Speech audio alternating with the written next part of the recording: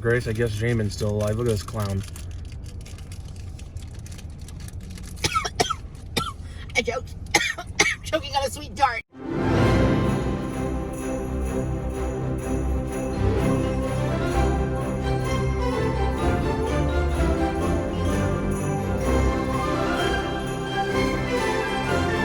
On the final day of this stupid challenge thing, I would like to book a win to make this challenge kind of fun. And to get Grace to stop looking at me like this.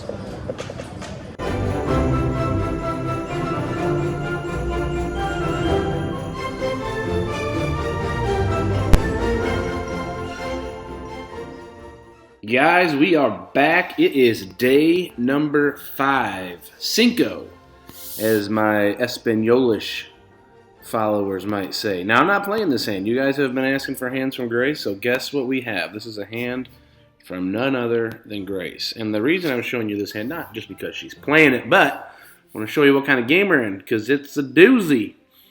So Grace races with aces and gets called, and she flops good. Ace 3-6 is a decent flop. She checks it because she has like everything. On this king turn, she throws out another $25, probably hoping to get raised them up. But this is not the kind of game where someone's going to get raised them up. So the button makes the call. Here comes the river card. It's a 4 of spades. Does put 3 spades on the board, but I don't think Grace's going to be too scared. She's not. She's going to throw out a bet there of $45. Just a little value bet, trying to get called by one pair of hands, because that's really all she should be up against. There are some straights that made it there and some flush draws if they're on the backdoor variety, and she gets called, so things are looking good. She's got the 3 aces, but oh no, things are not looking good because he's got 7-5 spades. Yeah, look at that. $200 pot with top set versus a flush. That is the kind of game that we find ourselves in today. Great. Now let's move on to a hand where I get involved, because, I mean, let's face it, that's why we're all here, right? To watch me make blunders and get destroyed. Middle position makes it 10. I look down at a very, very strong hand, the 5-6 of diamonds, and I elect to call. I suppose sometimes you could raise. I don't really see a point in 3-betting, right here. There's not like there's a lot of money out there to steal. And we get the raise from the button. So we're going to have to play raise spot anyway. Well, we don't have to play. I could fold. Like, it's always an option. You are allowed to fold. Now, I don't do it very often. I don't recommend doing it very often unless I'm bluffing. But it is possible. I could just throw these 2 diamonds into the muck. It's not going to happen, but I could. That was one of my options, and I chose not to do that option. Let's not even talk about that option. Folding is so dumb and stupid, and really boring. Queen Jack 3. I have 6 high, and the only way to win for me is to go runner runner. So I'm cool with checking, and so did everybody else. Well, there's one of my runners. Actually, that runner hits both of my runner runners, my straight runner runner and my flush runner runner. So being that I have 6 high, no one seems all that interested in the pot, I will throw out a wager. And that's what I do. I throw out 60 damn dollars. And obviously here, we'd like to get 2 folds. If we get called, then we're going to have to hit. And if we don't hit, we're probably going to have to give up. I don't want to give up. I hate giving up.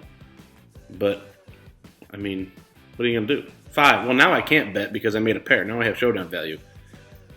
So we both check, and I think I can win, potentially, but he rolls over 2 black 10s, and so no.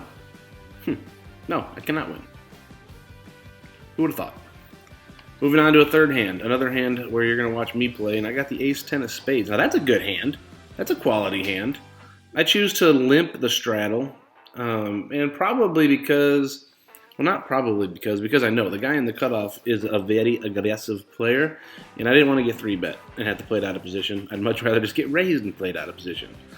If you're going to play out of position, it's probably best to keep the pot as small as possible. You heard it here first. Going to a flop, Queen Jack 3. If you're going to miss a flop, that's a great way to miss it. I am all over that, like stink on cheese, or whatever that saying is. I'm not very good with sayings. I check called $35, and I'm hoping to hit the king of spades for a royal flush, which would give me the ultimate nuts. Not really. Any king would have been fine. Any spade would have been fine. 6 of diamonds on the turn. I check again, and my opponent wises up and checks as well. River card comes the king of clubs. If that's actually a better card for me to hit than the spades. Spades are obvious to hit. Straights are a little bit more concealed. So fire out $75. Just trying to get a little bit of value from an aggressive player. Probably could have checked, but if he had made anything with showdown, he would have likely just checked behind me, and I can't. I hate risking that on the river. I hate checking the river because of the chance it could go check and you losing any kind of value. So gonna fire out here $75, hoping to get obviously hoping to get raised, but that's not gonna happen. He actually looked like he knew he was beat. Threw those chips awfully darn close to my stack, and when he made that call, and my hand is good. So obviously the dealer made a misdeal because I don't see how else I could win a pot.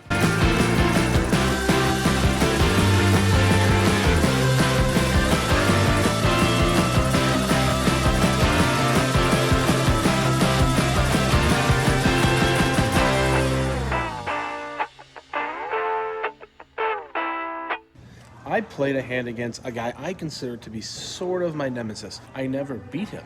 This particular gentleman is on the nitty side. He's very nitty. He's knit-like.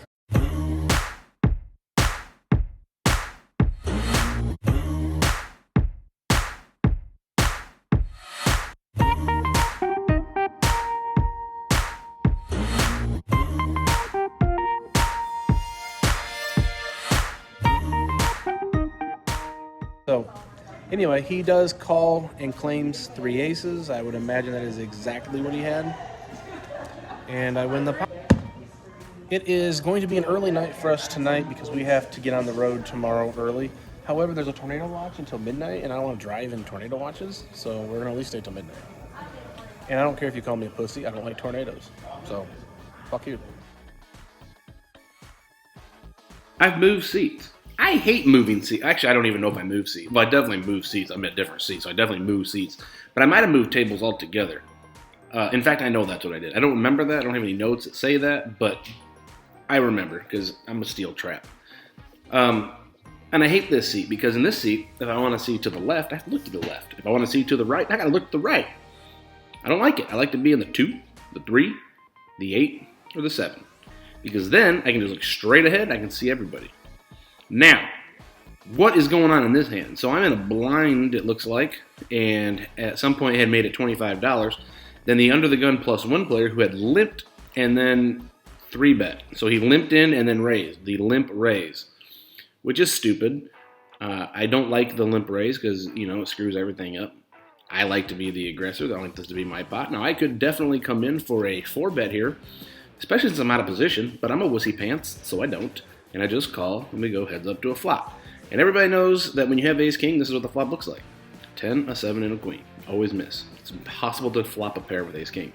Trust me, I've never done it.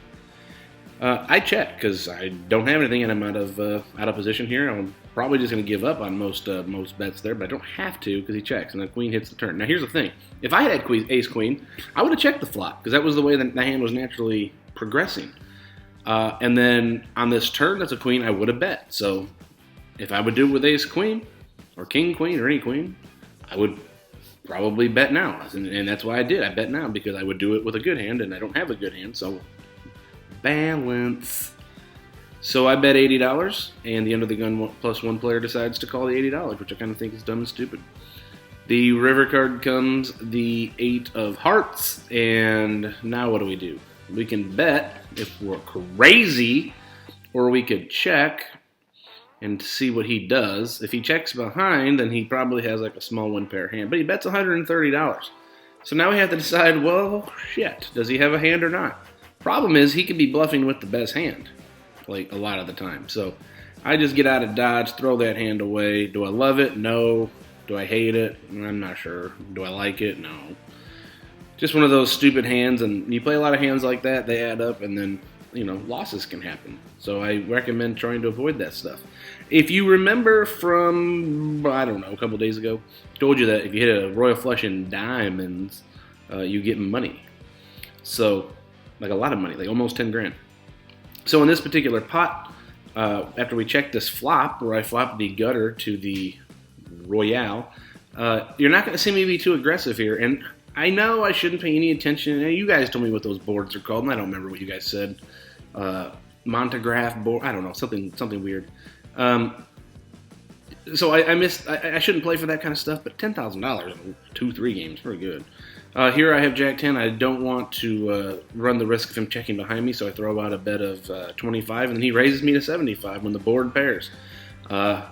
Great. I mean, awesome, because that's just what you want to see when you have the second nut flush, is the board pair and then someone raise you. But I am not scared of this man, so I throw out $75, and he shows he's got ace queen, which is a loser, a losing hand. He made a mistake, and I capitalized. So it's nice to end the vlog with a little bit of a win there.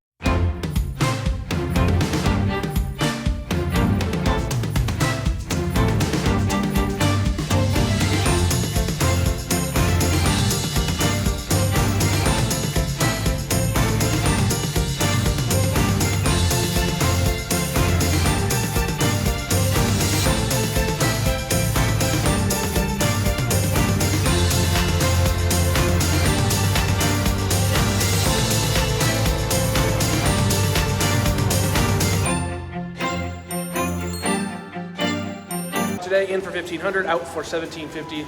No mathematician, but that is a $250 win. Yeah, Grace had a day. She's not going to talk about it, right? Yeah, no comments. Yeah, that's it. So, we're out of here. If you guys like these videos, like, subscribe, comment in any order. I actually thought we were going to win a lot of money because we got a really good parking spot today. What did I say? Look how terribly you parked. Did you die?